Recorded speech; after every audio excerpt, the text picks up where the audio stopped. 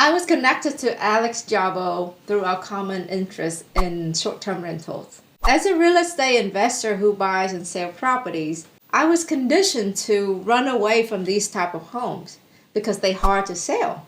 However, my friend Alex here was able to capitalize on them, and these are A-frame homes.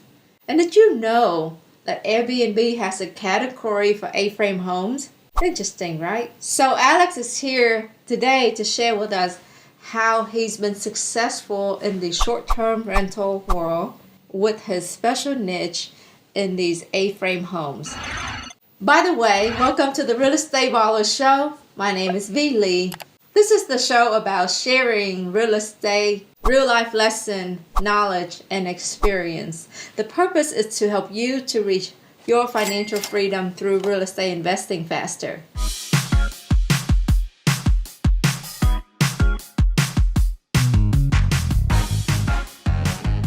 Hey Alex, welcome to the Real Estate Baller Show. How are you today?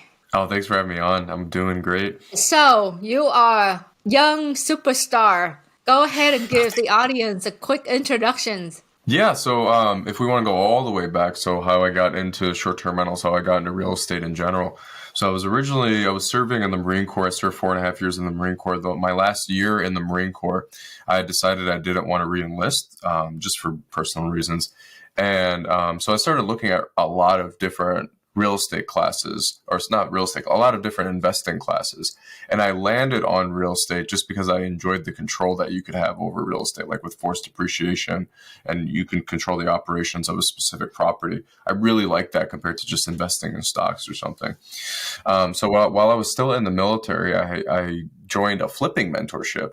And we were on a group coaching call one day, and I realized the gentleman who ran the flipping mentorship, all of their long-term wealth was tied into short-term rentals. This was back in 2015. It was like that. So he was very early to the game. So I actually got him on a one-on-one call, and he was very open with his numbers to show me like what his properties were making. And and you already know, I mean, there were heads and shoulders above the short-term rentals over long-term like rentals. I was sort of convinced at that point. So I asked him to help me decide on how to choose a market, looking at personal reasons and also just like market analysis of just what makes a good short-term rental market. We landed on where I currently live now in Asheville, North Carolina. So I moved here the day I got out of the military. I had some money saved up, but enough probably for like 6-8 months. So I got my broker's license when I moved here, and then I just started looking for a rental for myself. And what I realized very quickly was everything was either way out of my price range, or everything that was in my price range wouldn't have done well as a short-term rental. It probably would have done well if you put like a long-term tenant in there. But for terms of short-term rental, there was nothing unique about the property that would have drawn people to it.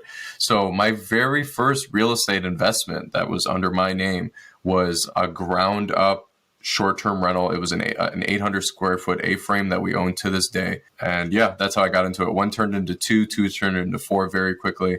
And then we brought on some investor capital. And today we're developing over $10 million worth of short-term rentals alone. And we're hoping to triple that next year. That's very impressive, Alex. Congratulations. Oh, thank you. So in today's operations, do you also manage them too, or do you have a company that manages? Yeah. So we manage in-house, and that's part of the value proposition that's part of the value we bring to our investors. Okay. So you said you went through a process of determining what market to invest in. If you didn't live in Nashville, would you still, where would you go? Yeah, and I love this question. So if I lived in DC for 4 years, a little over 4 years, and then I'm originally from Detroit, Michigan. Mm-hmm. So this is what I tell people when they ask me that question. So wherever you live, whatever real estate book you read, they tell you to start in your backyard. And that's sort of true for this as well. You don't have to go into a brand new market. Like if you live on the West Coast, you don't have to invest in Asheville, like across the whole country or wherever market is. You don't have to invest far away when you're first starting. What I like to tell people who ask me that question is, you want to think of where people in your market, in your city that you live in, like to take extended weekend vacations to. Mm-hmm. It might be a market that's anywhere between 1 to 3 hours away. I like to use the two extreme examples. Mm-hmm. In New York City, people will drive to upstate New York all the time to take vacations on the weekends.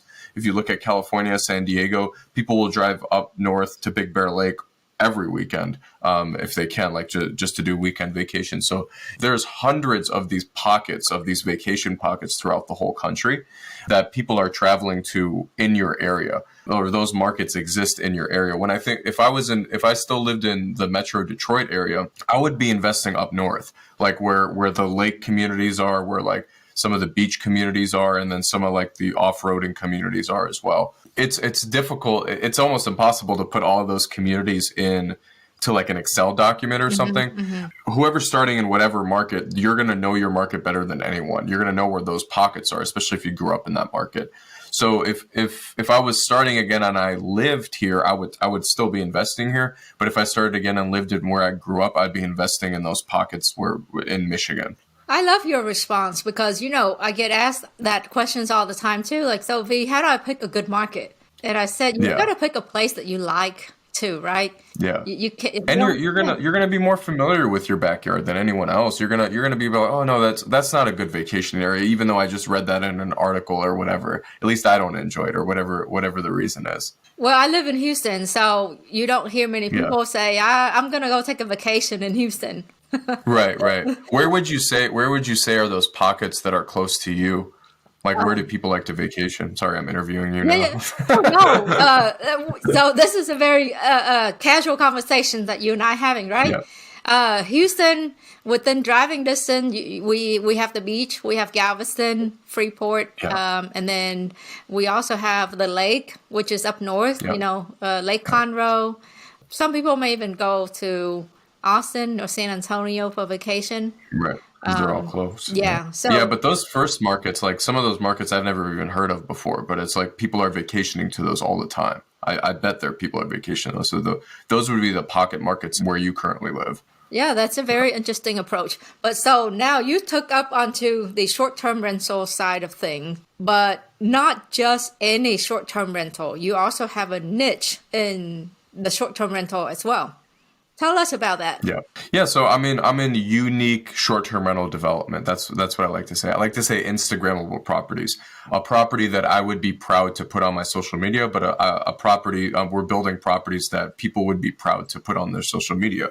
I like to design and build properties and communities, because we're also building out like small micro short-term rental communities where these communities, these properties are an experience in themselves outside of the city that the guest is visiting. So that also plays into a little bit of the seasonality of a market and property.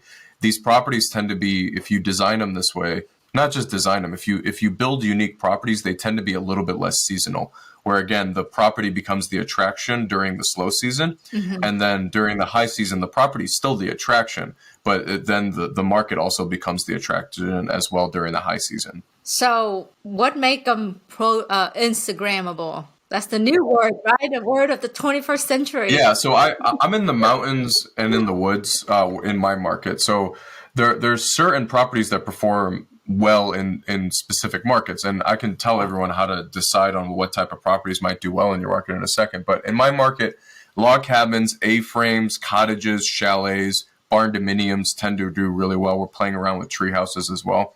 But if you're like, okay, that sounds weird. Like a log cabin's not going to fit in Houston, or a log cabin's not going to fit in the desert of Arizona or whatever. Yeah. What you want to do is hop on Airbnb's landing page, on their homepage. Yeah. And look at the top markets in your property. The top markets, the top properties will pop up on Airbnb's main page. That will tell you what are the top looking properties in your market, and then you can design your properties to look similar to those. You're not stealing anyone's idea by doing that, because it's not like when I first started 6-7 years ago, there was only 2 A-frames on them. Like my very first property was that A-frame. There was only 2 A-frames on the market, and one of them was a long-term rental. So I was the only short-term rental A-frame in my market. And then ever since then, there's been like 10 or 11 that have come up.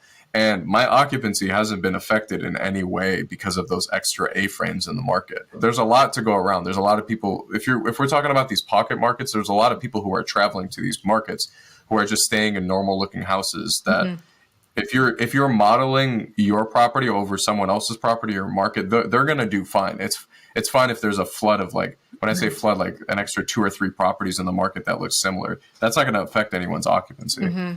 Yeah. It's interesting. In short-term rental, we look for uniqueness. And then I come from the flipping house business, right? Yeah. And when you see an A-frame house, you run away. Right. To put it into perspective, and I love using the first one as an example. I'm going to preface it by saying that like the first one was built prior to COVID, but the first one was we built it for 250 grand turnkey.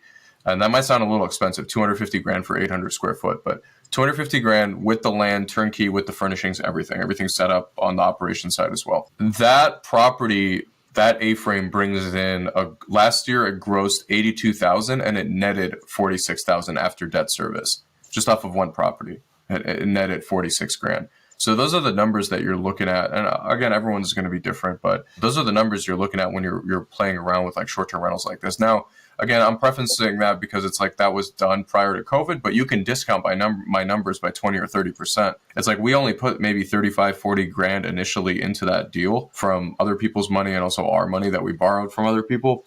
And I mean, that property throws off practically over 100% ROI every year. If you want to discount those numbers by 20 or 30% because things are more expensive with trades after COVID, and then same thing with materials and supply chain issues, discount them by 30%, it's still a 70% cash on cash every year, which is crazy. So what type of guests are you getting at these homes? This episode is brought to you by Buzz Vacation Rentals, a premier property management company in Houston and Galveston. Give Buzz a call today if you need help in managing your short-term and vacation rental properties at 281-549-8432 or visit their website at buzzvacationsrentals.com. Now back to the Real Estate Baller Show. They tend to, depending on what we're listing on, what I've seen, again, this might be your experience, it might not, but VRBO tends to bring more families, like older families, like as well, like older generation families, and then Airbnb sort of brings sort of more of a newer crowd. With the A-frames and the sort of quirky looking properties, it tends to be a younger crowd. Now, all of our guests are not like that, but that's tend to be where it skews. Is it because they have to climb stairs to get into your property? I don't even think it's about stairs because our A-frame has like a bedroom on the first floor. Okay. That is a good question, though. I think it's just the like if you look at the demographics and who books it through Airbnb compared to VRBO, people tend to skew a little older on VRBO compared to Airbnb. Right. Maybe it's because it's been around longer, but that's what my demographic is. I'm very fortunate to, when you're playing around with these Instagrammable properties, we do have influencers that come through our properties as well that will repost them on their social media,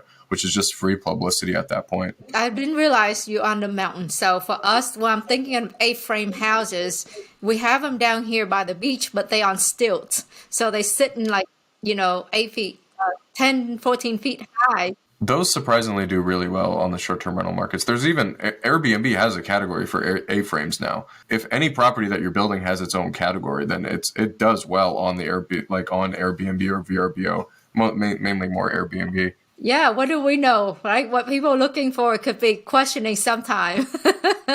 Yeah, absolutely. It's especially sometimes, like I said earlier, like it's difficult to get caught up in I wouldn't stay at that property or I would stay at that property. That might not be what your guest is thinking. It might be the complete opposite. Yes, that's totally true. So your typical property, are they like 1 bedroom, 2 bedroom? Tell me about I like to stick to a minimum of 2 bedrooms. I'll do a 1 bedroom if it's an accessory dwelling unit. So like I'll never just build one property on one parcel that's 1 bedroom. I like to stick to 2 bedrooms with a queen pull-out couch and making sure that it's spacious enough to be able to fit 6 people. So 2 bedrooms plus a queen pull-out couch would be 6 people. I like to stick to the 4 to 6 person range if I can. Yeah, so 2 bedroom minimum. I won't build anything more than 1,800 square foot currently. I like to say the affordable housing range of like anywhere between 5 to 600 square foot all the way up to 1,800. That way, that protects us a little bit if our city ever decides to change the short-term rental regulations, that we can sell off the properties. And in that square footage range, there will always be a need for properties in that square footage range. Between 500 to 1,000? About 1,800. The maximum is 1,800, yeah. Okay. Even those 500 square foot properties, like they can sleep. None of our properties are like 400 or 500 square foot that doesn't have like maybe anywhere between an 800 to 1,200 square foot property around it. like in terms of like primary and accessory dwelling unit. So like the properties could easily, I mean, they're all open floor plan, full kitchens, full bathrooms. So they're houses, they're permanent foundation, stick built houses. Anybody can get a loan on these properties if we sell them. But that's sort of our backup plan if for some reason the market ever turns where short-term rental regulations get crazy strict. Yeah, that was going to be one of the questions on my list. But since we're talking about it, let's talk about regulations. How are the regulations in your area? So this Asheville proper, the city of Asheville itself actually does not, they're very strict on short-term rentals. You can't even get a permit for short-term rentals in Asheville. When I first started, out of necessity, I couldn't afford anything in Asheville. So I went 15 to 25 minutes out from the city to purchase my land. In the county, currently, the county allows for short-term rentals as a whole. I don't see that changing anytime soon because short-term rentals have been around like in this market even before Airbnb and VRBO even existed. Just back then you had to pick up a phone to call a real estate agent to book a short-term rental before the platforms existed. Yeah. So I recommend investing in those markets. And then on top of that, if there are short-term rental regulations in your market, don't completely discount that area just because they are. You might just have to get a permit, which is not a big deal. Like some of them, now let me preface that. I've talked to owners that sometimes it's like California has like a lottery system in some cities, which can be incredibly difficult to get. I just recommend moving to a different market at that point. There are markets out there that are short-term rental friendly. It's like the same thing about investing in blue states versus red states. Like you want to be invested, if you're long-terms, you want to be invested in more tenant-friendly states. And it's the same thing with short-term rentals. You want to be invested in more short-term rental-friendly cities, counties, anything. So that plays into our strategy as well. The county is more friendly towards short-term rentals because they've been in the county forever. And again, don't be scared of the permit. Like we've gotten short-term rental permits all the time. I actually, in some way, I feel like requiring a permit is even better because it does set the professional apart from the amateurs. Absolutely. You know? So I don't mind permits. If there's already a permit in place, it's protecting you because the city can't just go from permits to just outlawing the properties completely in most scenarios. Sometimes I've heard it happen a couple times. I know it happened in Asheville, but the properties that were currently there and permitted properly when that change happened were grandfathered in. Especially if you're purchasing your own properties. And with me, I'm taking on investor capital.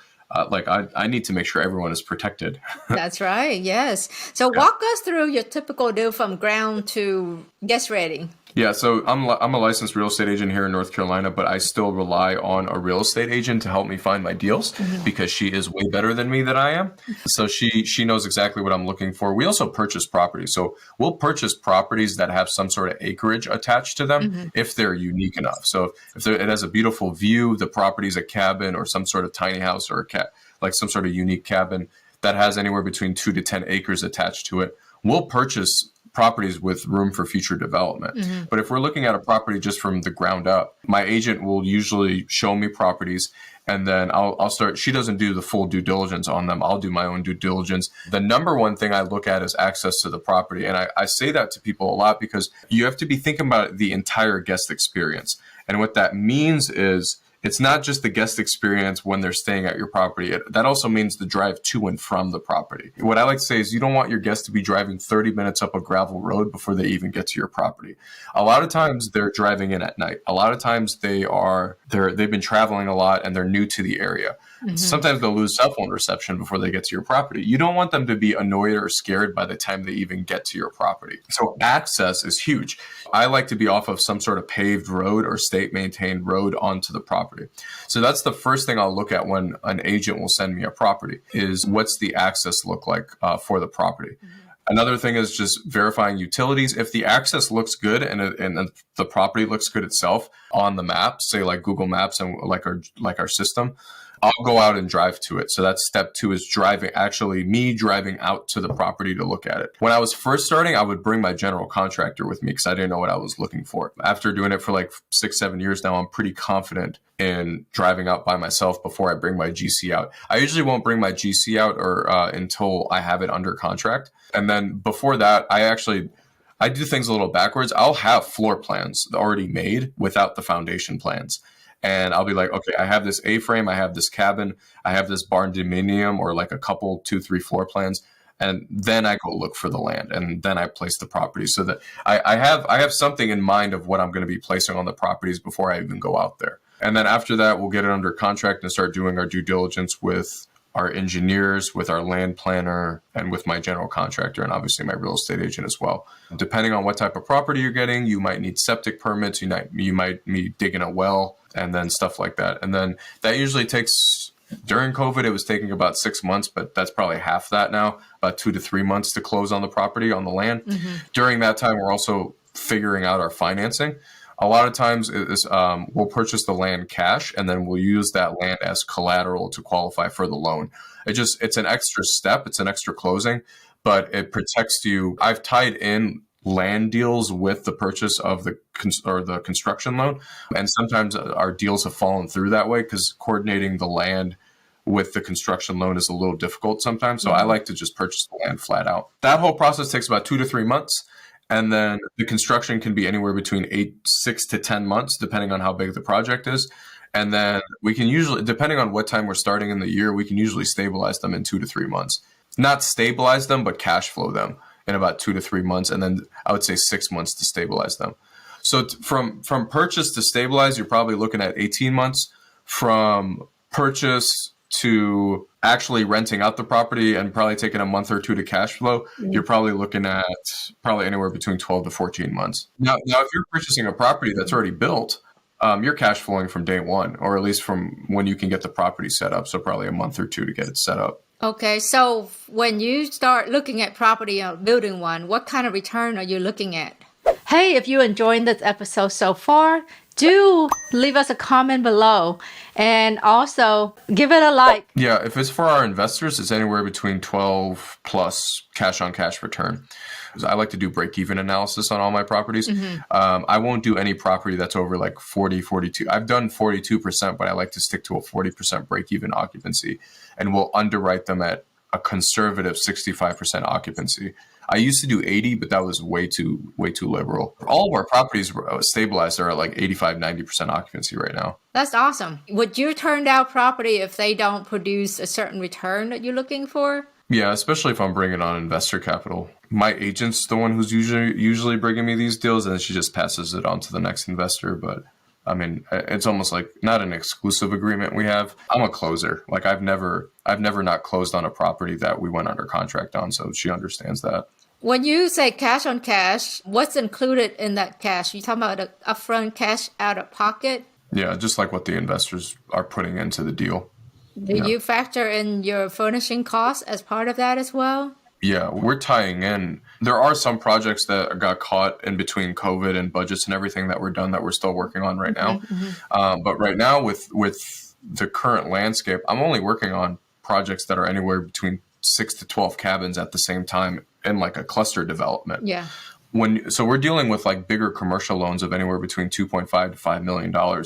When we're dealing with these commercial hospitality loans, they're very similar to hotel loans where you can tie in the furnishing into the construction loan. The investors are only paying 20 to 30%. So like if it's a 20 to 30% down on the loan, they're not paying for the full furnishing costs because that's tied into it's the FF&E. So it's tied into the furnishing cost. That's tied into the construction loan, which is huge. Because when I first started, everything had to come out of pocket for the furnishings. So have you stayed at these homes?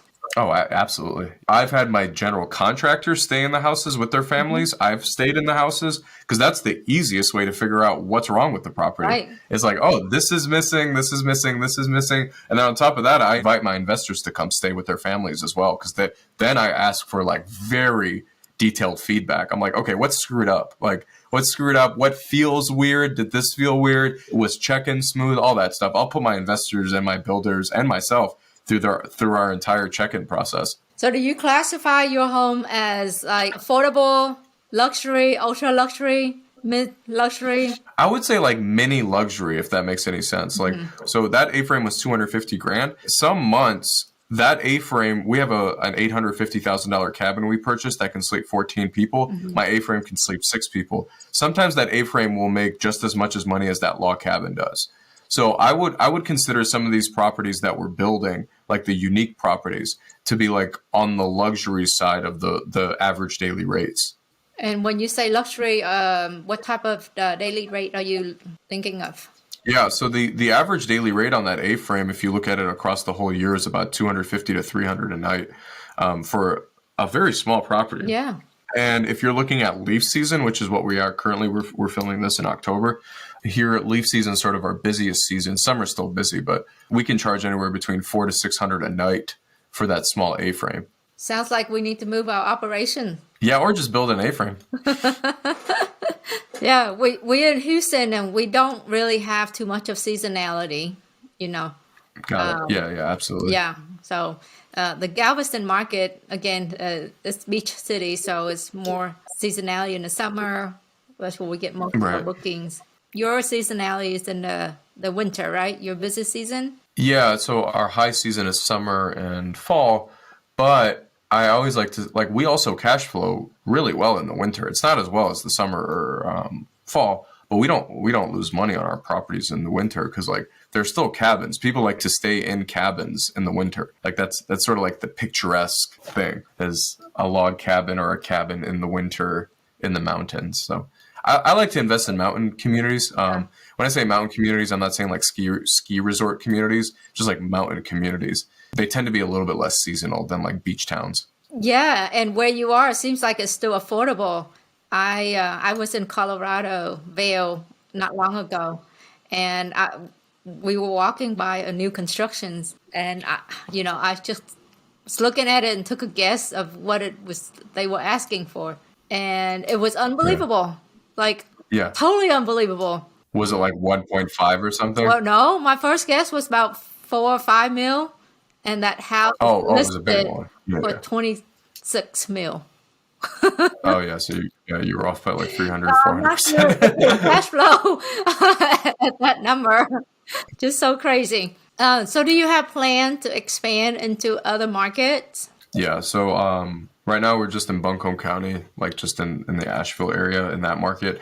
Probably when I get to 50 or 60 units in this market, which will probably be sometime next year, I'll start to look at other markets. I've already started looking into other markets, but the hard thing is like teaching people how to just operate and build the properties the way I do. I'd be partnering with people in different markets. So I would be the investor in those projects essentially.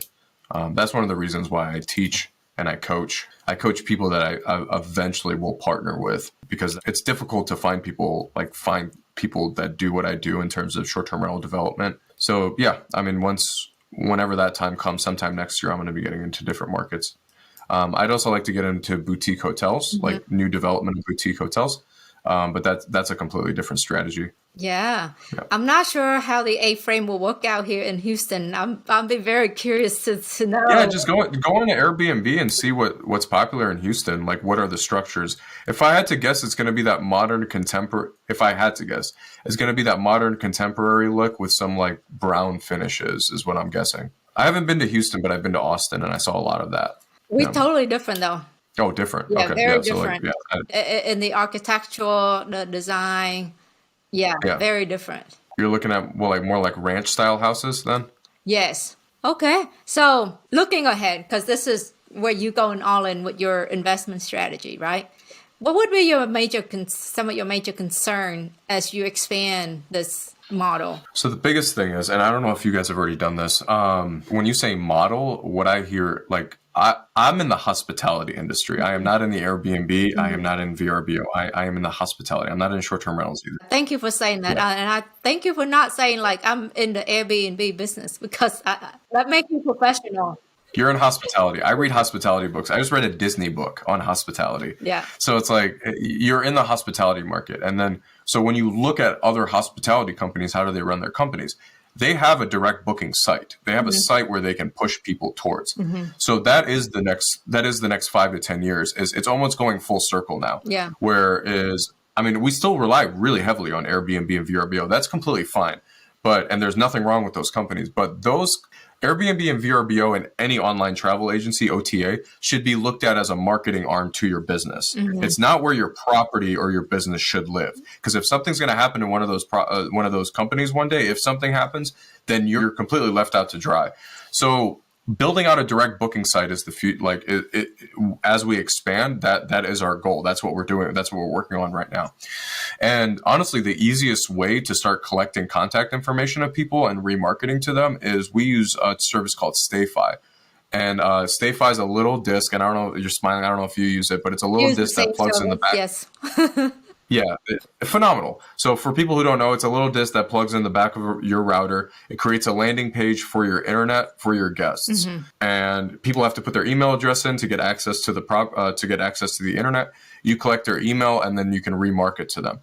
I've looked at Airbnb. Some people have argued with me on this, saying that it's against Airbnb's and VRBO's like guidelines.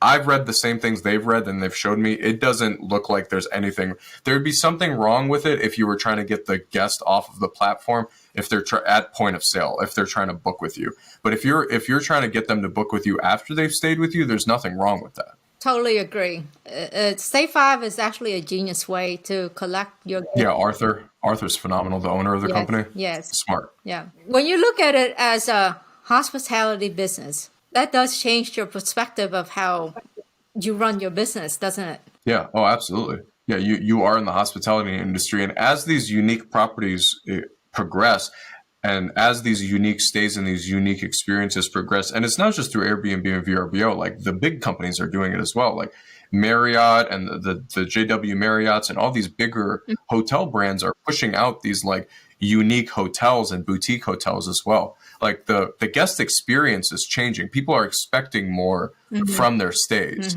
So it's like, yeah, you have to think of yourself in the hospitality industry 100%. And then you have to see how the hospitality industry as a whole is evolving. And it's evolving every single year. How concerned are you with the abundance of supply that's coming into the market? Yeah, I mean the unique properties is a hedge against that, because it's like if you have a unique property that's priced that people would be very like they're putting it on their Instagram, they're putting it on their social media, they're excited to stay at your property outside of the city they're visiting. If you have a unique property versus just a normal single family house that was a conversion from a long-term rental to a short-term rental, and they're priced relatively similar, someone's gonna choose that unique property all day. And then if for some reason you get into a point where with oversaturation, I would say 95% of the people aren't thinking of themselves as a hospitality company. They're just, I have an Airbnb company. My property just lives on Airbnb. Thinking about the stuff that we are talking about on this podcast, that we've talked about on this podcast, that's what's going to set yourself apart. Short-term rentals have been around forever.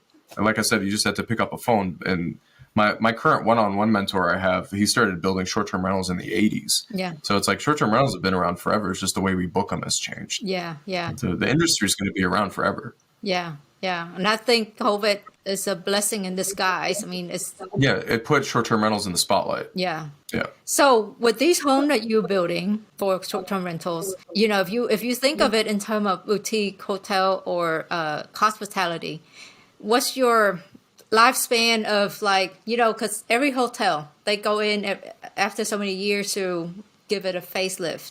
Do you plan to exit, or do you think you're going to, revamp? Yeah. So it depends on what property we're talking about. If we're thinking about log cabins, there's a timeless feeling about log cabins that will probably never change. When it comes to the properties I have with my investors, they're 10-year holds. Okay. And that's a moving number. It could be 8 years, it could be 12 years, depending on what the market looks like in 10 years, because we never know. Yeah. So those are long-term holds at 10 years. I don't see us doing a facelift from a new construction property to 10 years from now. We would just be selling the property at the 10-year mark or whatever that year is. When it comes to log cabins, I don't think they would ever need a facelift. It would just be a couple like not structural changes. Like if things need to be changed in terms of like CapEx stuff, like if toilets need to be changed, if flooring needs to be changed, but I wouldn't really revamp the property for a log cabin. Same thing with we're in the process of purchasing a historic house. The historic house feeling on the inside is what gives it its features. So I would never change anything about that either, outside of like exterior paint and stuff like that. So yeah, our strategy is 10-year holds with our investors. It's probably a little longer with the properties my wife and I own without investors, just because we're so used to the cash flow at this point. So how many more would you like to have in your portfolio? I don't really like to set a number, because it could be random that my one real estate agent brings me 20 properties or whatever. Like it's happened before with 6, 7 properties at the same time. Yeah. Currently where I'm at now, I'm very happy actually with like, we're developing 24 cabins right now. That's a good enough workload right now. Once those 24 are done, where I'm looking to triple it, that's where I can hire project managers and other people to help me with the management. The management side of the business is already taken care of on the short-term rental side, but the management of construction, that's where I'd like to bring someone on. So to free me up to just work on getting into different markets and stuff. So I'm really happy where I'm at right now, or where my business is at right now with the $10 million worth that we're developing right now. But I don't like to cap it, because if I cap it and there's a really good deal that comes across my table that I feel like we could manage effectively, I don't like to be like, okay, I don't want to do that. But like I said, 50 to 60 is the goal in this market. We'll probably reach that next year. And then I'll be hiring a project manager just to oversee the development of those projects while I look for different markets and just put out more content. Like I love putting together content. I love taking people on site on my projects and showing them like, this is what got screwed up. This is what I learned. This is how we're fixing it. This is what we're doing. I love doing stuff like that. So that's where I'm going to be in the next couple of years. That's amazing. Sharing your experience through the lens. Yeah, I appreciate it. Okay, so what is one thing that the audience might be surprised to learn about you? I was a magician for 15 years before I got into this. I was a magician prior to the military, and it stuck. I did street magic. I did like street magic. I live in DC, so we'd like go to bars and stuff and do magic for people. Not like with like rabbits or anything, just like cards and coins and stuff. And that stuck with me. It's like almost like a networking thing at this point. I was just at the ClickFunnels event, a marketing event for people who don't know what ClickFunnels is, 3 weeks ago, and I was just doing magic tricks to people, just like as a networking thing. So yeah, I do magic tricks, and I'm a. You can't really see it here, but I'm a Guinness World Record holder as well. That's very impressive. Now I got one more thing on my list of guests. Yeah, that's funny. So you are a magician, and now you're taking your magic tricks and applying it over to applying right? it to short-term rentals. Short-term rental. That's so cool. Okay, so last questions. How does the audience get in touch with you? If you guys want to reach out to me, I'm pretty active on LinkedIn. You guys can just look me up. You guys can check out my free YouTube channel. That's Alex Builds. It's a logo of a blue treehouse. And then I'm also a writer for Bigger Pockets. So I write for the Bigger Pockets blog. So you guys can check me out there. I also have a course that I put together 3-4 months ago that we've been selling. That when I say like I've been coaching people and I've been helping people, most of these questions that we talked about today come up.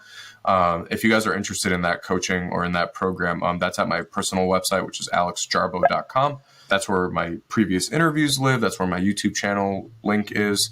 Everything that I work on is on my personal site. And if you guys are interested in that coaching, you guys can check that out. It's just a masterclass button that you guys click on. You guys can sign up through that. Thank you for watching the Real Estate Ballers Show. Isn't what Alex doing cool? Absolutely. If you found value in this show, don't forget to hit that like and subscribe button so you won't miss another one. Okay, we'll see you in the next video.